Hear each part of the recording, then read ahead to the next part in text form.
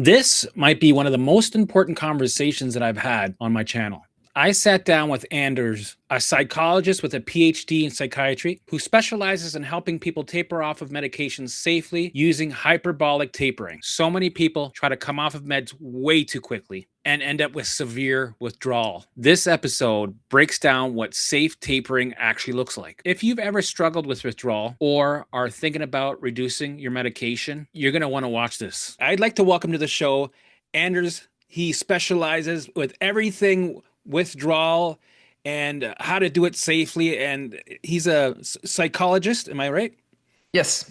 Perfect. And he's a psychologist by training with a PhD in psychiatry, so it's a funny hybrid. He's going to let you know how you can taper off safely, the mechanisms that are involved, and I'm just going to let you take it away. I'm really excited to have you on my show because so many people can benefit with what the knowledge that you have and help a lot of people with this stuff. And I'm sure you actually are pretty strong in helping people come off psychiatric drugs when it comes to how to regulate it and navigate it, the symptoms. Yeah. We'll get back to that, but add a little pharma stuff on how the drugs work and don't work and the mechanisms of withdrawal and tapering, then you'll be good to go. Because as I'm sure we'll get back to, one thing is how to come off these drugs slowly enough to not cause severe withdrawal, which could completely throw you off.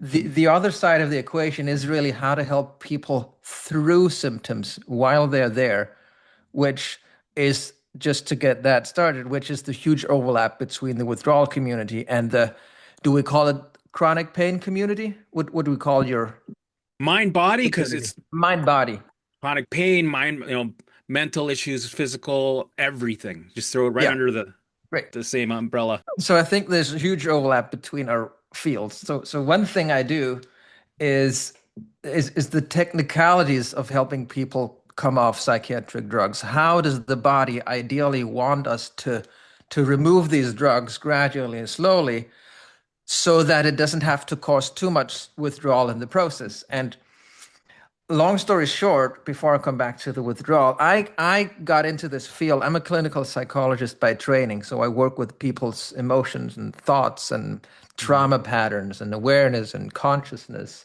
but also diet. I've been, really intrigued by that lately. But the point is that early on, when I started out practicing, I found it surprisingly hard to do the therapy I was just trained in doing with my medicated clients. And all of us have medicated clients, no matter what kind of treatment, because it's gotten so big, so many people are on these drugs, but we're not trained in navigating it.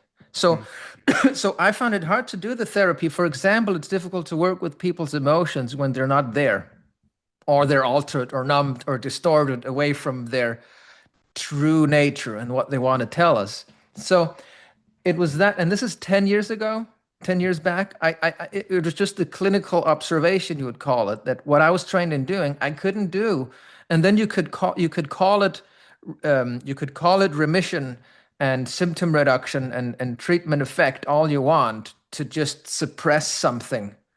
And it's not rocket science that when you're in a lot of pain, it will be emotional or physical, it will be appealing, attractive to numb it. Of course it will. That's part of it. But conflicting that with true recovery or improvement, to me, is not the same. So quite quickly, I found some patients back then, 9 years ago, that were the logical next step in therapy was to remove the drug and see what was underneath. And that's when the real, problems happened, because the problems my clients had coming off these drugs, the symptoms that appeared, the severity of them, the nature of them, didn't match at all what we were just taught at university about it. And it didn't match what my clients were told. And still, I can attest, 10 years later, still aren't told today, even though we have a lot of evidence. So it was really that, again, an observation, something's wrong here. And if I had to summarize my story in one sentence, I decided to go with my clients, what they experienced. And we tried to reinstate the drug, taper slower. That was just my initial idea, then what if it's withdrawal? What if it's just a withdrawal mechanism, which would also happen if you stop smoking or drinking or taking drugs, the real Yeah. drugs, or opioids, or somewhere where it's more acknowledged. I just kind of approached the situation like that, and things changed. Obviously, back then we knew even less about how to taper and hyperbolic tapering. So it was all just intuitive. And that then, a couple of clients following the same trajectory, I decided to pursue a PhD in it. And I got a PhD course, whatever that's called in English, at Yeah. our general hospital here in Copenhagen in Denmark. And so that's what led me into the taper thing. That's awesome. Beautiful story, right? No, but that's great. It's like it's paved for you to be in this exact field because people need it.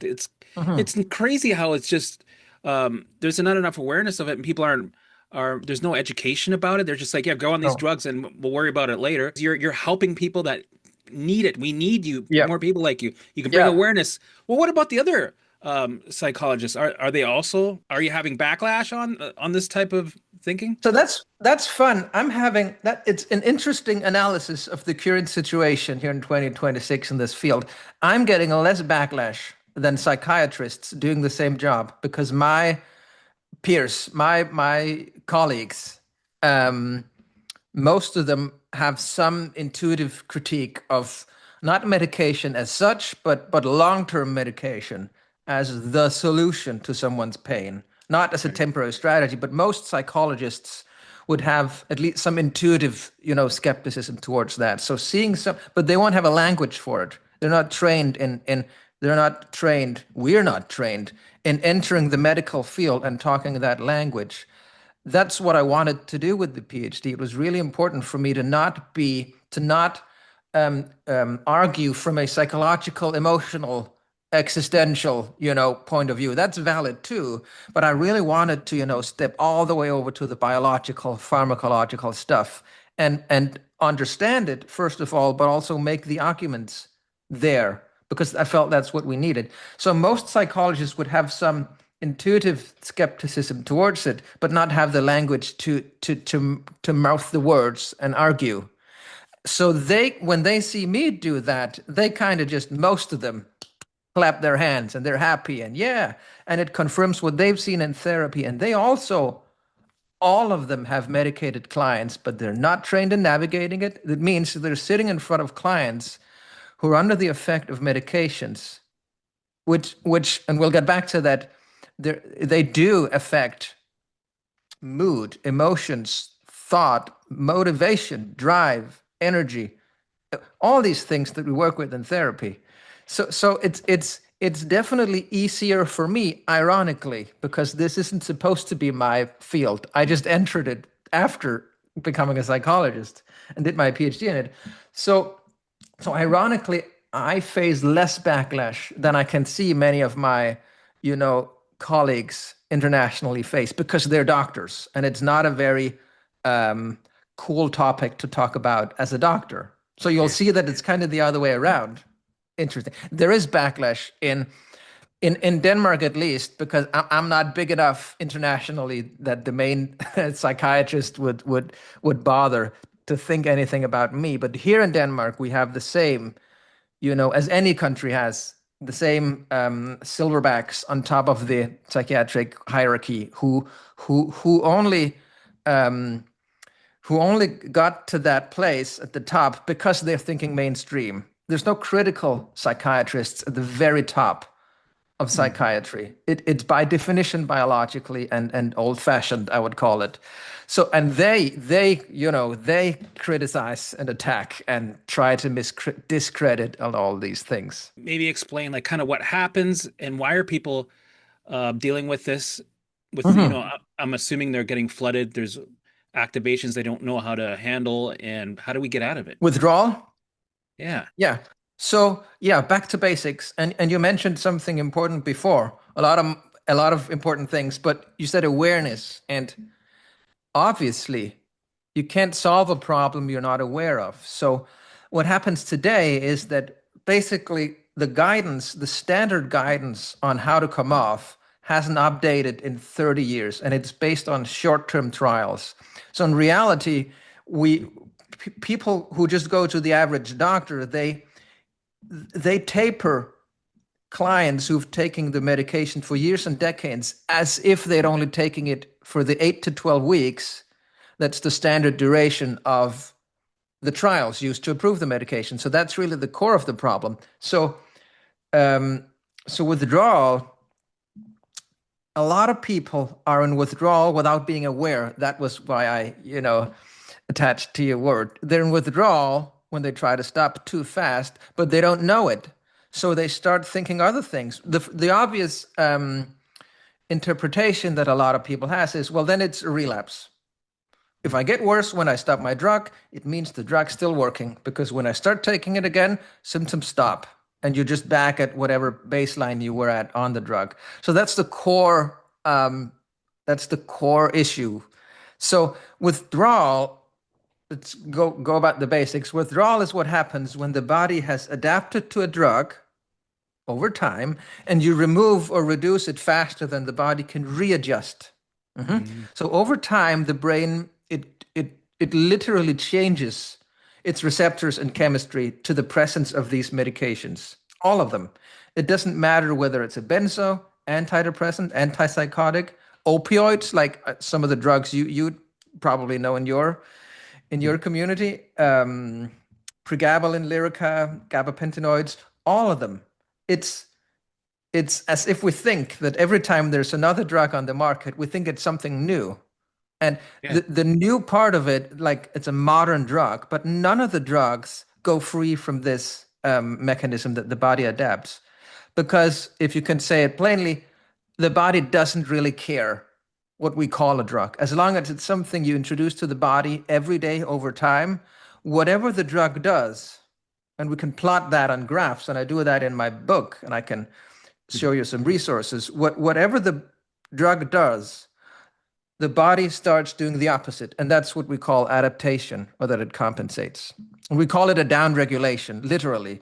If a drug increases something, serotonin, dopamine, GABA, that over time the body will make what's called a downregulation. So it literally makes itself less sensitive to whatever we've increased, and that's what we'd call homeostasis. I'm sure that's to balance out. To balance out. So homeostasis is just a fancy word for biological systems' constant search towards balance. It's such a deep mechanism searching for. Because I'm just wondering if the body or the brain sees it as a danger when it's pulled off it, because it's yes, right. So it's safety because it's balanced. You pull it away, it's perceiving that danger is change. So then you get the symptoms coming up. Exactly, and that's the main point. So the body reacts to changes, and we'll talk about that more when we talk about how to taper, because the whole idea of tapering is to change a little bit at a time. So so basically the nervous system, and we should really say nervous system instead of brain. Good idea. Sometimes we talk about the brain because, but it's one nervous system. Yeah. Of course. So the nervous system basically comes to expect. That would be another normal word to use for adaptation. It comes to expect the drug. So when the level drops too quickly, the system is pushed out of balance. Literally, you are disturbing homeostasis because you're making a change between what it expects and what it gets. Yeah. And that's a withdrawal. That shows up as symptoms. Our experience of being in that state where the body is adapted, hence expecting this, but it only gets this because we lowered the dose. It's homeostasis again. Again, that's an imbalance. So if anything, you're really creating an imbalance when you take these drugs and come off them. So, question. I know people are going to hate me for interrupting you all the time, but I'm just curious. No problem. I'm used to remembering a thread. So let's say if people were to be aware of this, and they're going to be, and you were to tell them ahead of time, listen, you're going to come off this. It's going to change exactly everything you just said, and they were to see it. Okay, I understand. Blah blah blah. They're aware of it. Do you think it would be a lot easier for them to transition through these changes because they're expecting the changes? Instead of without this information, their what if thoughts are spiraling out of control. They're putting themselves they're putting pretty much gasoline on the fire, Mhm. and then they just loop. Yeah, because they're trying to make sense of it. So they ruminate and worry and analyze. It's just really a, a very basic problem solving mind trying to figure out what's going on through we experience that through thoughts so that we can fix it. So in the absence of understanding these mechanisms, of course you're going to ruminate and worry about what it is. And remember, they're not pleasant symptoms. Like Right. of course they're not pleasant because the body, it's communication from the body. So the body is basically just trying to make you take the drug again, not because it wants or needs it, but because it has adapted. And a bit silly metaphor, if people have struggled to understand how the body can try to make us take something it doesn't want, just think of smoking.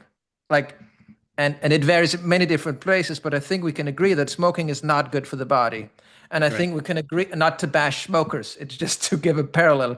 And we can also agree, hopefully, that the body thanks us for stopping smoking, but not right away, right? It's not like it just celebrates and sends a lot of joy and positive emotion. No, because it's such a deep mechanism. The body's first response to change is to try to reestablish homeostasis. This is how I think about it. By motivating us to take it again. So that's the body's initial attempt. It tries to get you. Maybe Because I it's could get familiar. my. It's Sorry? familiar. So it's It's familiar, which is safety. yes. Familiarity Yeah. is safety. Like alcohol. You come off alcohol, you shake. So you'd rather have something that's familiar that it knows how to balance out, even though it's not good for you. So Exactly. that Yeah. that makes sense. Yeah. Two very, very different, parts of the body reacting. So the body can definitely react with pain and symptoms when you remove something bad. And it can definitely stop sending symptoms when you reintroduce something bad because that mechanism trumps everything else. So those symptoms are not, that's not the illness coming back. It's not a relapse. They're signals that the brain is trying to recalibrate, but you've given it, again, it's been pushed out of safety and it's trying to get back, but you're giving it too big a task. The cuts were too large. So Right. it can't readjust right away, but it's still trying. You see, so there's no not trying for the body because homeostasis is such a deep thing. It's like gravity. It's Yeah. you can't put that out of place. But if you give it too big a task that it can't readjust to, but it's still trying, in that process, that's where it sends symptoms. So, and that's where tapering enters the scene, because obviously, if you reduce way too fast, the solution is to be aware, as we talked about before. You need to know that you're in withdrawal, because otherwise you'll spiral down other roads. You need to know that you're in withdrawal, and if it's severe withdrawal, the solution is obviously it is to go back on and taper slower, and then Yeah. the symptoms won't, of course. That So makes this is sense. where, I think isn't yeah, this kind of common sense though? Go slow, stretch it out, yeah, support the nervous system. I would have thought yes. that would have been, I don't know. And I'm glad you say that, but for some odd reason, every time and psychiatry has a lot of interest in it, but for some reason, every time a new drugs come on the market, it's safe and effective and minimal risk of dependence, yada yada. It's the same story, it repeats, not knowing, not recognizing that it's this exact same mechanism. So because it is, and I'm glad you say that, because we have all the fancy words, receptors and downregulation and homeostasis, but one should translate them into normal language like balance, safety, expect, change. Everyone can understand. It's so common, but for some reason, we forget them every time a new drug comes on the market. And you could just go back in history. You could see when the SSRIs were approved in the 90s, there was general agreement and recognition that, okay, the benzos, okay, that was a bummer. They're not fit for long-term treatment. They can be really difficult to come off. So the story, they needed to distance themselves from that story, and here's the SSRIs, and then it repeats. And if you Yeah. go back in time, it's the same with with benzos and barbiturates and heroin and morphine and opioids even. They were also safe and effective when they came to market. So it's repeating. Wow. But it is Yeah. it is it is once you understand it in these terms, it is plain out logic. And that's also the goal of my book, really, which we can make you talk more about. I'm trying to translate all these sometimes geeky things into ordinary language Normal and language, right? normal language, please. Yes. So, Well, you and know what? that's This is going to be hard for us to cover everything at one show. We're going to have you ongoing, if that's okay with you, we'll do to that. break this Of course. down, because I'm sure people are going to have a shitload of questions, which I want.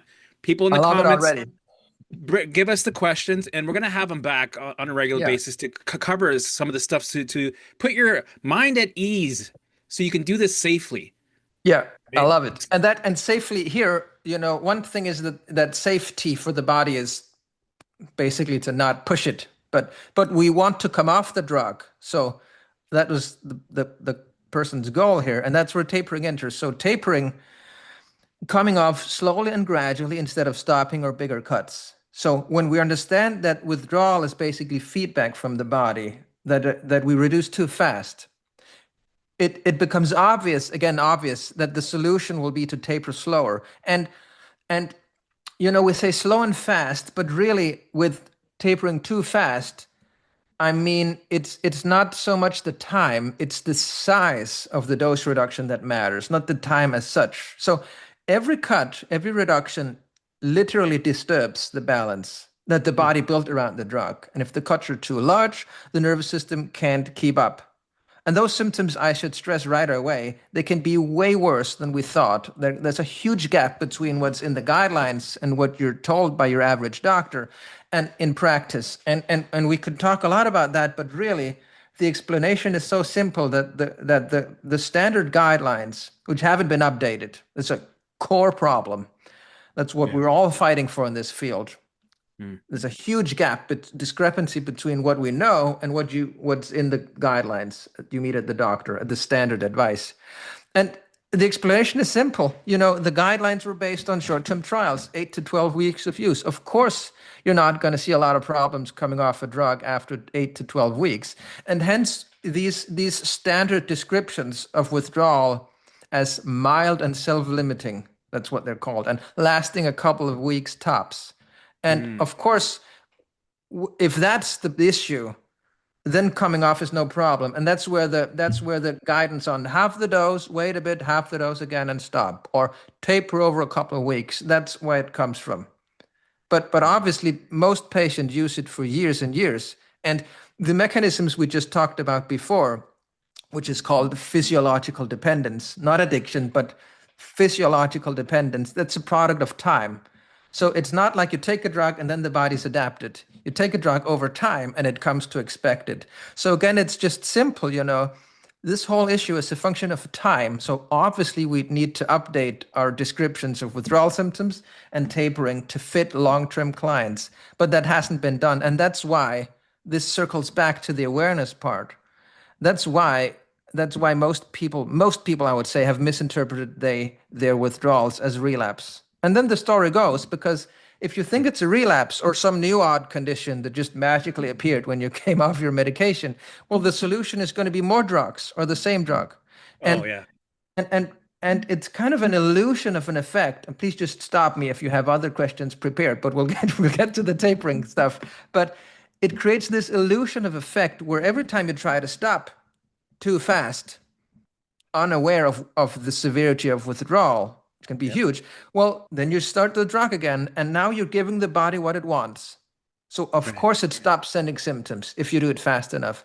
So imagine doing that over and over again. Of course you'll be confirmed that, okay, I need this drug. And remember, this it's just sad because it might not be true. And for most people it isn't true. I do this all day. My main client, typical client, is someone who's tried to come off using the standard guidelines and not succeeded. And then when we do Right. it slower, they not only succeed but get better because they get their emotions back All and the they get way, less side right? All the way. And then you all the find way. out what the root was. Yes. Um, I think I want to talk about how this is, well, it's just the same thing for me. When I talk to clients or people on my channel, I talk about how you need to be activated. Without the activation, you can't move forward. But the way Mm. we do it is you want to have controlled little fires every day that are, that might set you off for the day or the next couple of days, instead of having a crash or a bonfire that Mm, keeps you stuck, or puts you in a crash for weeks at a time. mm. So for me, it's like we need the symptoms.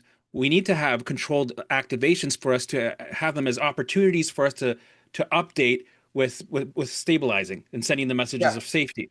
And that's the healthy way of doing it. And it's normal. And when you tell people this and you go, no, you need the symptoms. No, Yeah. that's normal. Then they go, oh, I have the Yeah. symptoms. I'm like, well, that's good. Congratulations. You need it. Yes. And they kind of go, right? It's a Which different way shows of you how seeing much it. of their, yeah, and that relief is a tell it that relief reveals what they've been struggling with, right? The opposite of, accepting and allowing and working with and understanding. But as long as we call it symptom, it's not a positive word. We call it Right. symptom of a disease. So we're trained, clinicians and patients alike, we're trained to view that negatively as something to rid ourselves of. It's psychologically the exact opposite of what you and I would do, right? So, and I'm sure you've been in that part of the process thousands of times. That's part of the Oh, process. When people reverse that, it's well, getting textbook rid of, work. fixing. I need to analyze, get rid of. I need to figure it out, right? I need Yeah, to be, I need to be a mathematician to try to figure out this yeah, complex, right? And I got sucked into that, and I did that too. And no yep. wonder you're surrounded by this reality where it's brainwashing you into thinking there's something broken, Mm, injured, you need to fix, and there's 1,000 ways to do it, right? There's a yep, thousand. You can need to detox that, fix the motherfucker gene that, heal the mitochondria, this and that. So with the fear driving it, you're gonna try all the things and get mixed up. It's confusing. And you yeah, never actually heal anything. It actually multiplies times. It gets worse, yeah. And that's the right? So experience most people have. Like, the experience becomes genuinely doing all you can, but getting worse. And I even have a whole chapter in the book on, thought management, like actively how to counter ruminations, overthinking, like some very specific psychological strategies on how to manage that. So it's a huge part of it. I think Yeah. I would say it's 99% of when it comes to any symptom, it's the OCD health anxiety part Mm. that keeps us, it fuels the fire, it fuels the fear, and the fear Yeah. fuels everything else. If you could manage that and give education, and people learn how to work with it, everything Mm. else kind of Mm. settles as it's supposed to, Yeah. right? And agree. And especially with mental, well, I don't know, especially, but also with mental health, because again, first of all, we have to assume that you've been in down some hole, depression, stress, anxiety, you've experienced something bad. So what usually happens is, another goal enters your life automatically. Not again, not that again. I want to Oh, avoid that, which is a fine goal. We need to respect it. Of course, it makes sense.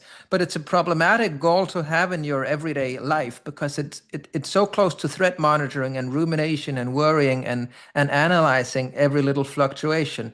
The body fluctuates, energy fluctuates, mood fluctuates, thoughts pop up randomly. So what happens a lot, I'm sure you see the same too, is that the goal of avoiding relapse, becomes a yeah. problem because it becomes excessive. And then add to that you've maybe been through psychoeducation or that you've been in psychiatry and you've been having class, you've been taught about your disease and you've constantly having it framed as a disease that gives you symptoms and you have to be aware and because psychiatry, most of it is lack of context, so it doesn't ask questions about why people suffer and react. It just it just presents it as this random illness that can flare up on Well, its own mental accord. illness. That word, mental Exactly, it's illness, the mental illness, which I'm not using, right? but that word, it has a random element to it. Of course, when you're told that story, you'll do the opposite of what you should be doing. You will analyze. I too would. If I believed I had this monster in me, and sometimes it rests and sometimes it pops up, and nobody helps me see the context and the patterns and when it does, because of course there is. I would threat monitor too. I too would be afraid. So your goal of not wanting to relapse, which is fair, combined with this medical model story is the recipe for, ironically, relapse and unease. And as you say, there's very little safety in it. If you're constantly scanning for threat, it makes sense. So I'm not judging people who do that. Well, no, That's I've the done fine it. art I of this. know. I Yeah, lived it for 3 years. I was making exorcisms jealous, so I yeah, understand how that happens. And you know what? yeah. For me, I try to tell people it's like I'm not. I am this. It's a secret, but I tell people I'm not here to get rid of your symptoms. I'm here to have you be indifferent to your symptoms, and that takes time. So if I could Mm, take away the fear of all the symptoms and have you be confident with having them there and live with them, then mm. they go away as a consequence. So Yeah. yes, we want to have the symptoms go away. Of course, of course, of course. But I don't say that all the time. I don't make No. that oh, I don't want to make that as the focus of we're trying to fix you. No. We're trying to get rid of the. So I don't want people going, okay, Helmut, I'm doing the methods, but why isn't the symptom gone? I'm like, well, why are you looking? Why do you keep looking for it? Because that just reaffirms that you're not really Yeah, you're not really indifferent to it because you're looking to see if that liger's around the corner. It's not here, but I that's think it's right. over there, right? And So that's really, and I have the same, to whisper like, okay, behind the curtains, behind the scene, the goal is to help you off the symptoms, but it can't be yeah, your focus. It can't be your goal out on in there because then it's not allowing. It right. defeats the purpose. So, and I'm sure this happens 11 out of 10 times. Once people hear about acceptance and leaving alone and allowance and something that works, they're going to use it as a strategy. And then their goal will be, then they're back in threat monitoring. Okay, did it go away yet? No, it didn't. What about today? Is today better than yesterday? Am I better now? So they're back in the loop. And the So, brain sees this. It's a surveillance system. It goes, okay, well, he's telling me there's alarms. I got to keep him yeah, on. But I see that yeah, it monitors you and monitors your behavior, right? So it goes, okay, well, I need more alarms. I need to get his attention. So I'm gonna fuck with him, right? yeah, exactly. And that's the ultimate way. It's like, no, Yeah, no, it's here. What is this telling you? No, it's here. Here's the alarm. What is it telling you? And then people go, oh, and they analyze. So the brain knows you because you're you, right? And it yeah, knows, or nervous system, I should say, it true. knows you Yeah, because you're you. So it'll use yeah, whatever method in the files, right? And it'll use it to get your yeah. attention. And this Unfortunately, is, it's uncomfortable, yes. but that's how it works. Yeah, and everything we talk about here, that's why I'm getting even more confirmed that the overlap between our fields. This is what it when we're going to help people through withdrawal symptoms. This is what it's about because they're going to be in some pain and and the list of symptoms is long. Oh yeah. You could find you could find it afterwards. This is very long. It's both physical sensations and psychological. So anxiety, low mood, intrusive thoughts, irritability, extreme irritability, where people just feel like they're lashing out, and maybe they're not the angry type, but they certainly are because their nervous system is so convinced that there's danger ahead. That's how I describe it to clients. Yeah. When you change its chemistry, it just perceives it as a threat. It's a very primitive Hmm. system. It can't not. So that's why we have so much anxiety and inner restlessness and worries and threat monitoring and low mood. It makes sense that Yeah. the body turns down the mood when there's danger ahead. Hmm. Problem is, there is no danger, but the body is convinced. So it's kind of this battle. And a lot of clients will say that they will describe it as if they're in a body that's scared, Yeah. but they can't point to anything. Okay, I'm worried about that party on Friday or that meeting or that. I can't point to anything that I'm scared of. My body's scared. How on earth do we help people through that? We make them understand the mechanism and we make them accept it. Not that it's going to be permanent. Right. That's what it can sound like to people. Are you telling me to just accept this and sit with these symptoms?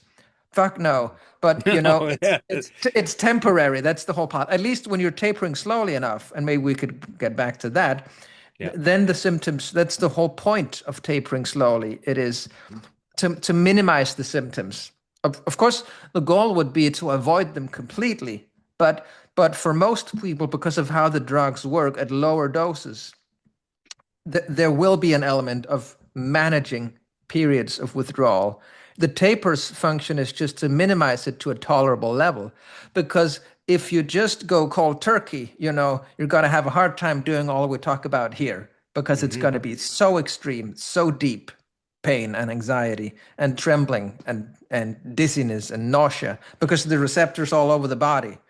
So that's why so let's when get we talk into it. about, Let's get into the tapering. so it needs to go, the principle is pretty simple: slowly and adjust according to the symptoms. So if we could show a graph here, it's very visual to people, but if you it's called hyperbolic tapering. And what that means in practice is that, okay, we need to go slower. That's the whole point.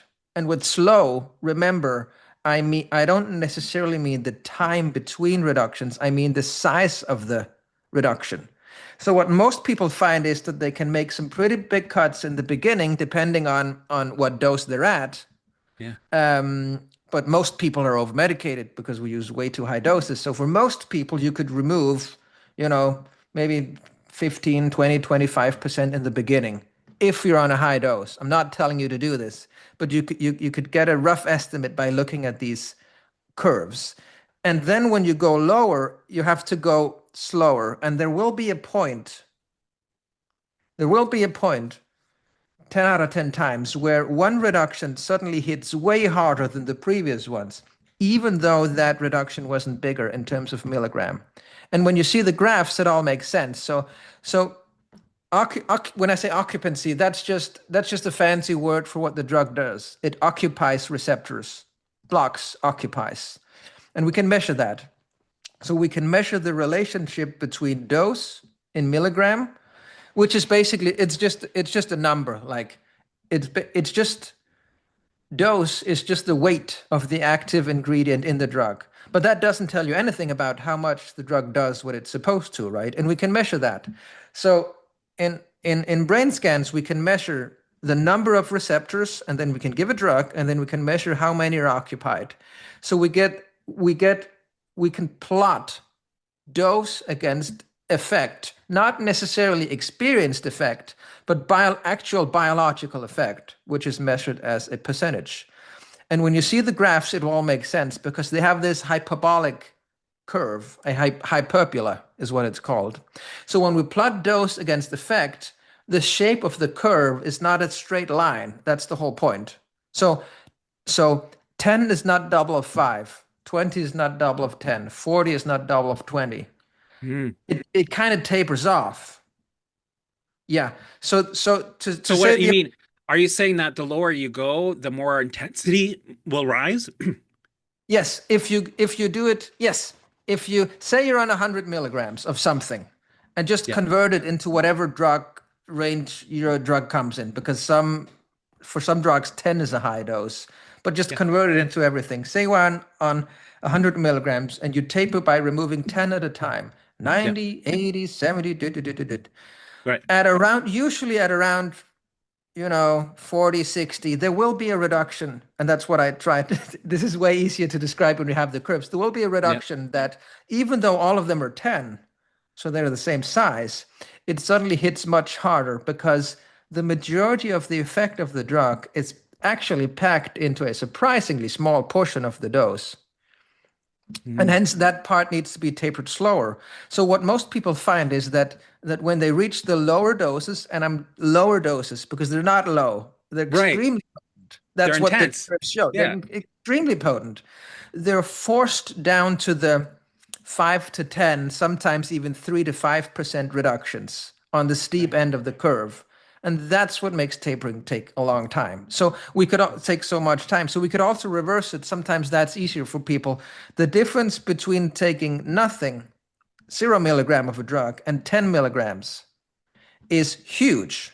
Okay. And then add another 10, the difference between 10 and 20, there's a difference, but it's less.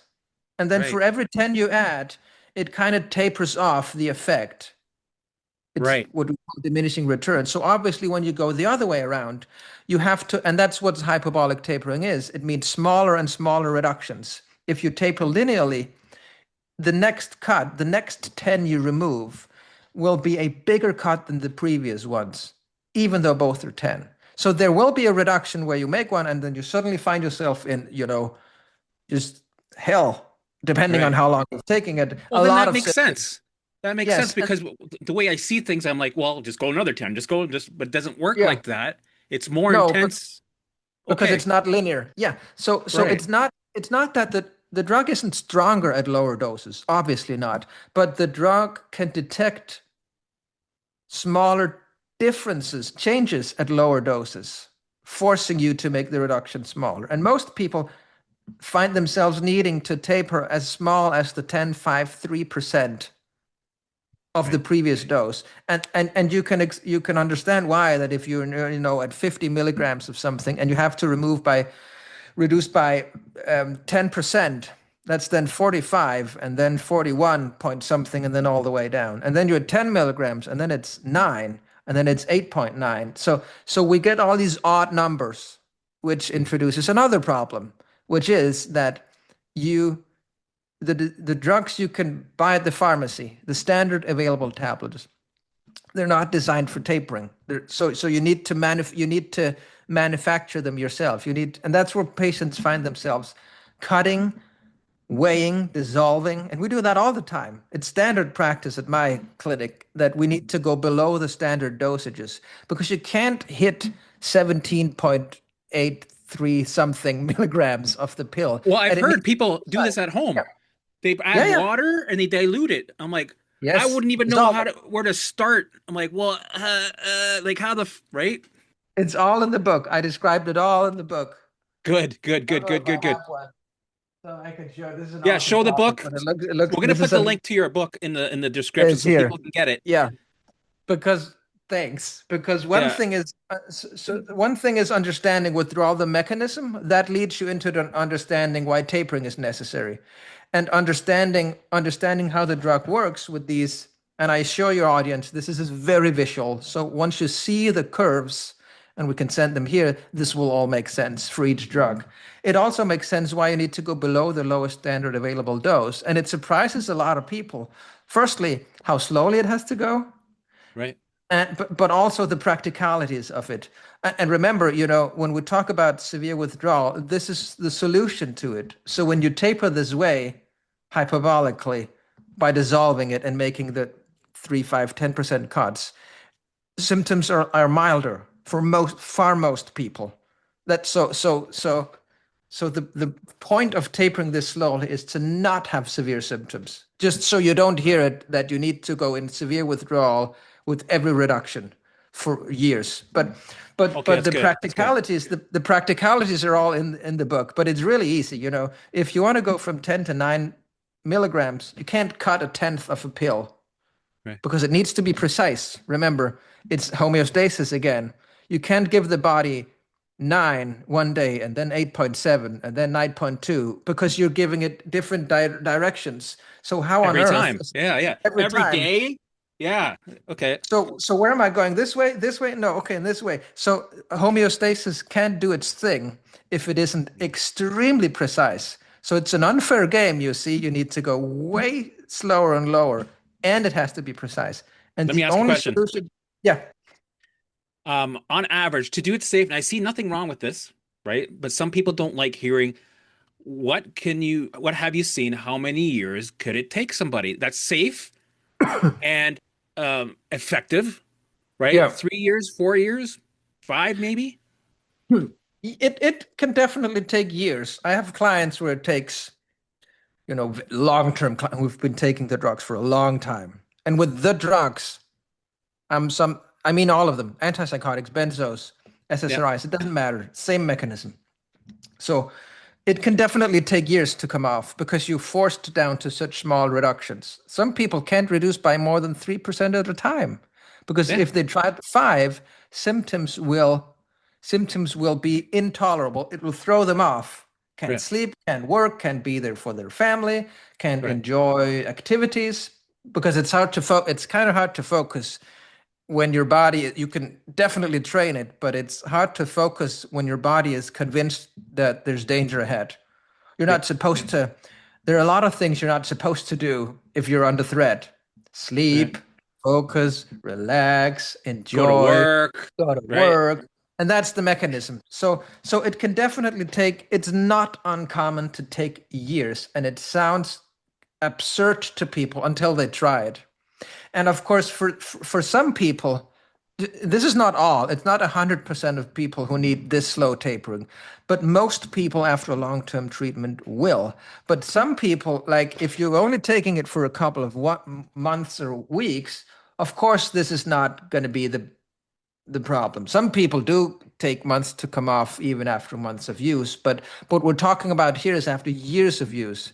And Right. some people's nervous system, just for whatever reason, even though you taper very fast, they are able to adjust. And there's Yeah. absolute with less severe symptoms, and there's no way to tell in advance. We don't know. Right. So what I like to do is paint a picture of, hey, it's okay if it takes 4 years, Yeah, yeah, because the way I see it, 4 years is actually lightning speed fast when you think about all the years of bullshit that put your body in that yeah, state of fight or flight, right? true. So if you think about it, and I think it's kind of a thing of a blessing because it's very routine. So when you have something that's routine, you're more likely to stick to it, and it's going to Mm. introduce a lifestyle that supports not just coming off of a drug, but your whole life. So stabilizing the nervous system, right? So when you're working together to take this drug and you're stabilizing the nervous system with doing the work that, Yeah, that I teach, right? So yeah, they learn how to do it with your book, and then they work with me with my yeah, membership to help them stabilize the nervous system, right? It becomes a lifestyle that at the end of it, they're off the drug, but they're not just off the drug. Their no, nervous system is balanced, they're regulated, their baseline's back down to standby, back down to zero, their yeah, allostatic loads are starting to empty, and they're yes. actually healthier than they've ever been in their life. And the way that pushed them there is this ugly drug.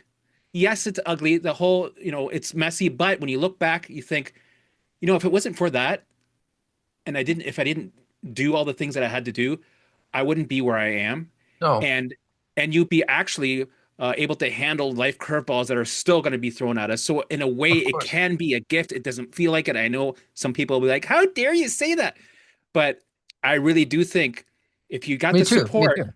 if you get the support and you go through this journey, it could be a beautiful thing at the end of it because you actually learn a lot about yourself. The symptoms teach you a lot. For me, the OCDs taught me a lot. It's the ultimate teacher, right? So it doesn't have to be this horrible thing that you have to go through. It could be a beautiful change, transformation. You kind of you get good at it because you have to get good at it because the symptoms are so severe. So you're kind of forced. Yeah, Well, you can give up, but right, you're kind of forced if you want to manage to develop some extremely high, deep skills on what we're talking about here because you're forced to. And this can be, and again, because it comes unexpected for everyone because you weren't aware, you weren't warned because your doctor isn't warned. So I don't want to blame this at doctors. I'm very right, careful. right. I Yeah, want to yeah, blame it at the system behind the doctors, the stupid system not making sure to update the guidelines. I could rant on for that. It's not the individual doctor's fault. They're just acting on right, bad information. But the effect is patient isn't warned.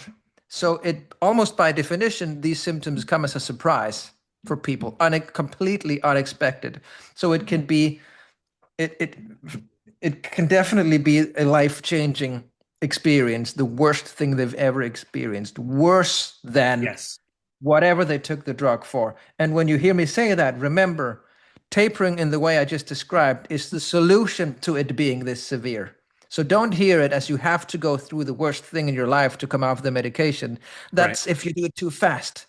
This yeah, is the fix for that, combined with helping people through the symptoms. And actually, I just remember, the reason the the shape of these curves, it's extremely steep towards the end yeah, at less and less medication. So the less medications in your system, which is a good thing because you're coming off it, but the less medication in your system, the more the body can detect changes. And it's change that it reacts to. That's a way to think of it. And because yeah, that curve is so steep towards the end, it's almost impossible to respect it all the way down to zero and make the perfect reduction every time that the body can handle without sending symptoms. Again, yeah, remember, the severity of the symptoms is a reflection of how much you've disturbed the body relative to how much it can adapt right away, Mhm. introducing this period of symptoms. So it always reflects each other. And that's why for most people there will be an element of what we talk about here and what you're incredibly good at. You just need to understand what withdrawal symptoms are, what to look for, and you need to not be scared, because imagine the clinician being scared too. Mhm. uh, of course it's not going to work. So clinicians needs to be educated about the symptoms too, and and then combined with whatever strategy you have to help people through tough times. That's it.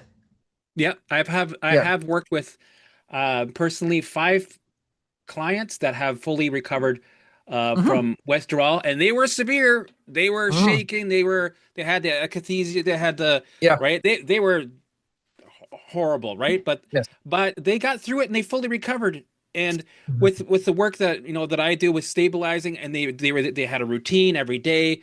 They they're going out for their walks. They're doing the visualizations. They're doing the elevating. They're allowing the activations without trying to get rid of Mm. them, right? The Mm. healthy amount of allowing, right? We're not flooding the system. So all these things together, they were able to recover. And now I think with if we're partnering up and helping people Mm. with your book, they can see exactly what they can do with the tapering, the Mm. hyperbolic tapering, so Mm. that gives them some safety, some confidence, right? Yes. And then with the way I teach how to stabilize the nervous system, I think them together would be, Yes. I think it would be very, very helpful. Because wouldn't you Yeah. say that if compared to a person that's doing this without stabilizing the nervous system compared to somebody that is stabilizing the nervous system, that's a totally different ball game right there. Well, for some people it gets near impossible because they are unable to function, especially with the akathisia. Akathisia is a Greek word for can't sit still. So it's a medical term we have when words like anxiety or inner restlessness is too little, too vague to describe it. We need a level on top of that. Extreme inner restlessness. If you're Right. just in that and no help regulating it, most you're forced back onto the drug that you didn't like taking, and maybe you've done the inner work, you've done the therapy, you've done such, the crisis has passed, you're finally ready to come off the drug, which can be a huge moment for people, and then introducing these symptoms, so you're going back on a drug you don't like. So huge yes to that. You need some kind of help in managing that, and in the absence of that, at least you're going to be forced down to an even slower taper, which can be, unsustainable. I think that might be the word. So Yeah. one lever we have, if that's the word, is the size of the reduction. That's one thing we can control fully. But another thing we can control is so that the goal doesn't just become to avoid withdrawal, because that will force you into extremely, extremely slow tapers. The other element is to add this, like help people manage symptoms so that Yeah. there's actually space for some symptoms, because we know how Yeah. to get. And Well, in the absence. if we can make it, well, it's not going to be comfortable, but if we can make it to No. a point where you can somewhat live life and understand what's expected, you kind of get used to the flow of recovery, right? Mhm. That's what I was for the first, 3 years. It was hard, but I built resilience. I normalized it where I was used to the flow of it. If you can get into that space, then I think that's great. Instead of being Mhm. in chaos with what if thoughts, not knowing what's going on, right? Some sort of comfort in their journey, and then so they can reach the end goal and get their Mhm. life back. Yeah. And then combined with this work, and you have some very concrete symptoms to work on. Like there's plenty of of stuff to work on. It's right there. So Yep. combining learning those skills with a gradual and slowly taper, so the drug gradually slowly leaves the body, and the side effects, of course, the side effects of taking the drug, and the drug being in your system, those lessen too. That's the recipe for actually getting better while coming off it. Mhm. and your emotions come back, and you need, if you've been away from your emotions for years or decades, it can be overwhelming to Yeah. have that landscape back. That's what most people say the drugs do across different drug categories, is they kind of narrow the range of emotions. Not happy, not sad, not, in the middle, flat. And Right. that then, expands in both ends. And if no one's helping you through the bad stuff, not the bad stuff, because it's not bad, the unpleasant stuff, Yeah. that can be overwhelming. So we need to help people through that. But then that's what people describe as getting better off the drug, ironically, because you get yourself back, you get your emotions back, you get your Right. cognitive clarity back, and it expands, and learning the tricks we're talking about here. And we also kind of want the unpleasant emotions, right? We want anxiety, we want sadness, we want them to point us in the direction of what we need and value. So Yeah, we we want need to the we need unpleasant them to stuff too. yeah, we need them to show Yeah, up so they can untangle without us yeah, trying to stop them. That's what got yeah. us here in the first place, right? So Exactly. yeah, Just as I think just what as we happens need is when hunger. the door finally Mhm. opens, you're gonna get Yeah. a lineup of all these emotions and thoughts and sensations going, me first, I'm next. He's finally processing us when before we couldn't, we were closed, Yeah. we are behind that door, but he's opening it, so now we can finally dissolve that energy drop by drop. And Mm. it can be like a bottleneck. They all want to come at the same time. That I had that Yeah. too. It's a little Yeah. overwhelming. Yes. And it's definitely overwhelming if you don't understand what they are. Like, again, because maybe you've, again, what you've been told in psychiatry and the medical model, you'll be used to seeing it as symptoms. So maybe you're not even calling it emotions. So Yeah. we have to reframe it, because that will just, oh, this is the symptom of the depression or something. No, it's an emotion. It Yeah. just so happens to be unpleasant because your body needs something from you, or Well, something's too much. Well, So, that's what for me is like, don't try to distinguish the differences of is that a pain or emotion or is it with the old disease or is that from the taper or is that the blip, blip, blip, blip, blip, blip. Just put it on under the same umbrella, right? It's all the same shit. It's less confusing, so you don't put the energy into the analyzing, which brings your survival state up. It's all the same shit. That's what I say. It's all the yeah, same shit under the same umbrella. We're gonna allow it. We're gonna yeah, stabilize the nervous system and keep going. Don't give up. It's yeah, gonna throw the kitchen sink at you. Of course, it will. It throw everything at you. yeah, Allow it. That's normal. That's when yeah. you normalize it. People go, oh, "Okay, that's normal. All right, well, I'll just keep going." Exactly. Keep going. And this is again spot on. One of the main situations people will find themselves in. Okay, they heard something is withdrawal. There's something called withdrawal, and those can be emotions too. And then there is myself coming back after lowering a mind-numbing drug. And then if you have to meet every sensation or thought or emotion or impulse with trying to figure out, is it one or the other? That's the Right. trap. That's the rumination. So is it withdrawal or is it myself? And I really, just as you just said, I love how you said that. I'm trying to help people to not do that, Yeah. especially in the moment, because then you're just caught in rumination again, caught in threat monitoring instead of out in the world. It'll show. It'll show. If you taper Yeah. slowly and the allowance, you'll figure out what was withdrawal. And you Treat it don't all the really need, same. Treat it all the same yeah. because if the brain sees you analyzing, if it could be this or that, if that, it'll use it against you because it Mm, knows it can get your attention. It's like, oh, he thinks yeah. he's confused. I'm gonna flip it on him and make him confused. On top of it, gets his Yeah. attention because I had it so many times. Yeah. So the way to resolve that, throw it out on the same umbrella. Yeah. It's all the same shit. We're dysregulated and we're gonna work through it. We're gonna allow it Yeah. and do it, stabilize and keep going. And then one thing we didn't talk so much about today, we could talk, but it's what's called protracted withdrawal. And it really means that if you're in severe withdrawal, and Hmm. a lot of people are because they're not know it is, it can actually become not permanent, but long lasting, Hmm.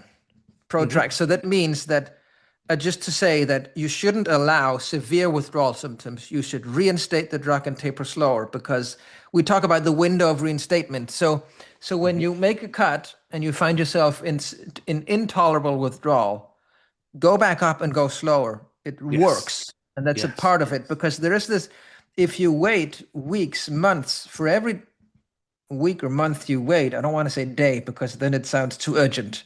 And then we're, Yeah. Yeah. but Yeah. Yeah.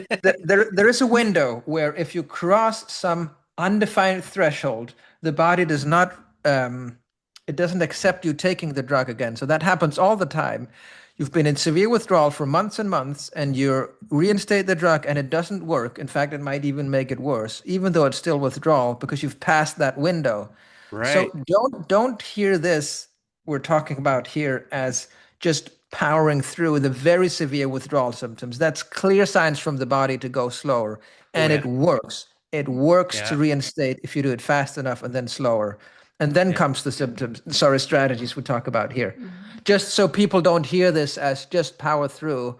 So yeah, let's make that clear that with, with the symptoms, well, for the way without even withdrawal symptoms, the amount of allowing also depends on your capacity. So I tell people there's certain things that were sent to me on my plate, right? The nervous system said, "Here, I want you to allow this." And I'm like, I can't do it right now. I don't have the capacity. And if I allow it fully like this all day, I'm gonna flood my system. Yeah. The activation is way too big. It floods, and you actually restart the trauma loop. So for Yeah. me, I knew what I could do head first. There was a lot of thousands of thoughts and feelings and sensations that I can go, give me more. I can handle this. I love it. Give me more. It sucked, but I had capacity for it. But there were some things I left on the plate they were like a cloud following me for 3 years, and I couldn't even allow a little bit. All I could do is just take away the resistance and continue with my routine, stabilizing, and then eventually Yeah. I was able to finally acknowledge and give them the attention that they needed. Yeah. I love it because we don't want to, if we flood, you just convince the system it was, you get a bad experience out of it. So just strengthen the threat. We do that when we do basic exposure for anxiety. We don't start with a 10 out of 10 threatening thing. We build up gradually because we want to find that sweet spot where it, it demands something from you. It's more than your safety Yeah. line, Right. Yeah. not so much that it just confirms, oh, it was dangerous out there, better go back in safety. And then, okay, you've Yeah. just reinforced the loop. So, and Plus, exactly, if you're going like this, if you're white knuckling, surviving through the whole exposure, that's going to reaffirm that, yeah, we're in fucking danger. exactly. So you could use that exact same mindset to withdrawal. It's not going to work if it's too severe. And it's one of these things I teach clients to not, because they will again hear that as something they need to figure out. You do not need to figure out if withdrawal is severe. You will know. You don't need to check. And if you need to check in order to figure out if something's too much, I would almost say by definition it's not, because then you wouldn't see the need. It's so deep, the symptoms. So And sometimes you'll what I know. tell people, sometimes the only way to know is to find out. Where some people like, I don't know if this is too much. I don't know. I'm like, do the thing. Do the thing that you don't know if it's too much, if it's going Mm. to send you over the edge. Do it. If it sends you over the edge, okay, well now you know to pull back. It does Because happen. Yeah. sometimes you can't know until it sucks. I know crashing sucks, but they're gonna happen, right? We can control it all we want with our journey, but they will happen. But we don't have to use them as wasted experiences. We can use them as ways to measure our training zone. Exactly. Yes. That's amazing. Okay, you know what? We'll wrap it up for today. We're gonna put the link to your book in here. I really encourage people to get your book so they can read up on the tapering, and then they can be their own advisor in their journey. And if you need any support, join the membership. I'm gonna have you back. Hopefully, Love maybe it. in a month. I want people to ask all the questions, and then we're gonna tackle as much as we can. Sounds good? Ask questions and we'll group them together in categories. I'm sure there'll be overlaps, and then we'll just go through it. I love to talk about what people want to hear about. So hopefully this has stimulated something in your audience. And it's been a very good conversation for me too. Oh, this is awesome. We Yeah, enjoyed this it is all the great. way. Thank you.